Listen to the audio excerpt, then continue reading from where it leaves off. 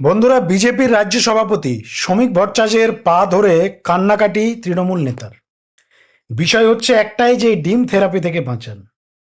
কাতর আর্জি একদম পায়ে পড়ে আপনারা দেখতে পাচ্ছেন।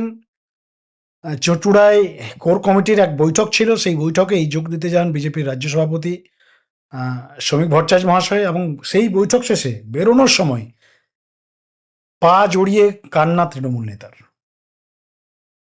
আর যেটা ঘটনা সেটা হচ্ছে, বুঝতেই পারছেন, তৃণমূল কংগ্রেস হেরে যাওয়ার পর ডিম থেরাপি শুরু হয়েছে পশ্চিমবাংলায়।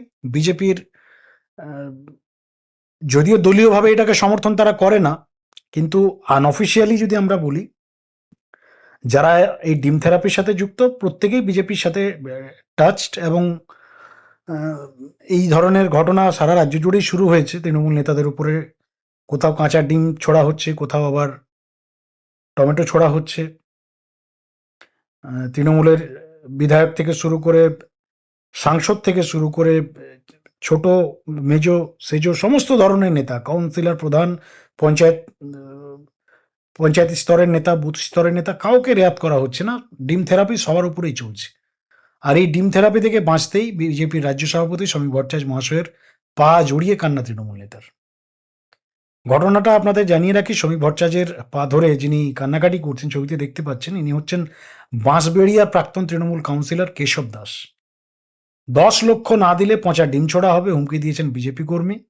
টাকা না দিলে হাফ প্যান্ট পরিয়ে ঘোরানোরও হুমকি দেওয়া হয়েছে, দাবি করেছেন ওই তৃণমূল নেতা।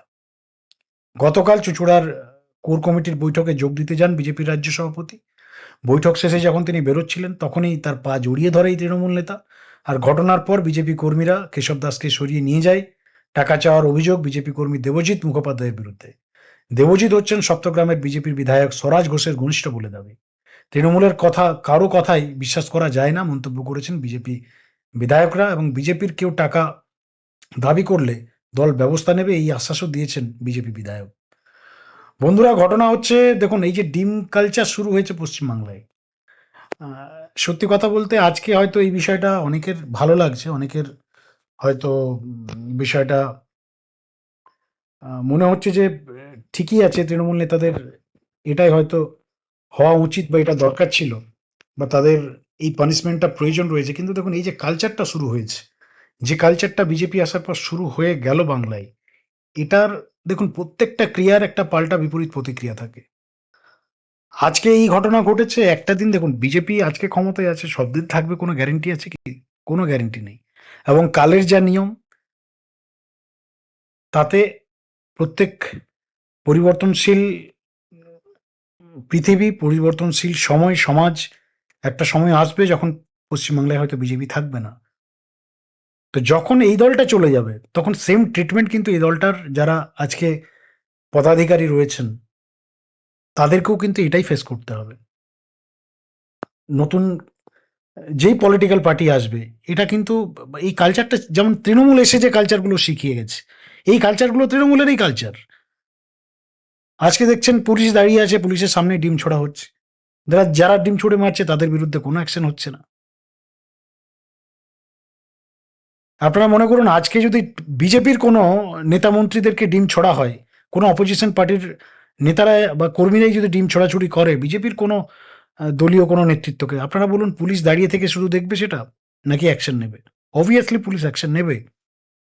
যারা ডিম ছুড়বে বিজেপি নেতাদের উপরে আজকের ডেটে, তাদেরকে হয়তো শ্রীঘরও যেতে হতে পারে। তার কারণ, শুধুমাত্র যারা শাসকে রয়েছে প্রোটেকশনটা শুধু তারাই পাবে, যারা শাসনে নেই তাদের প্রোটেকশন নেই। এই বিষয়টা মানে কোথাও আইনসঙ্গত, যুক্তিসঙ্গত হচ্ছে না।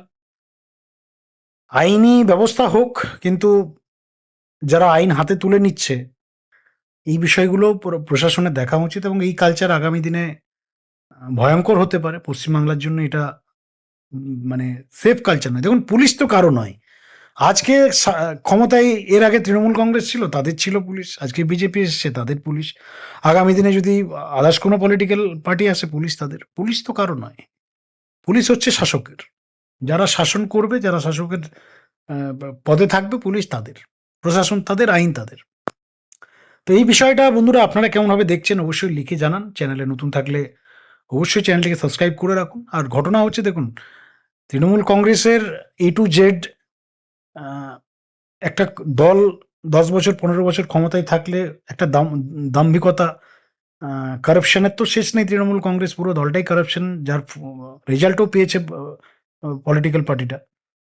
এতদিন ভালো ভোট হয়নি, সেফ সিকিউর ভোট হয়নি, রেগিং করে ভোট করতো, তৃণমূল কংগ্রেস জিতে যেত। যেই একবার সেফ ভোট হলো, মানুষ নিজের মতটা দিতে পারলো ভোট বাক্সে গিয়ে, দলটা উঠে গেল।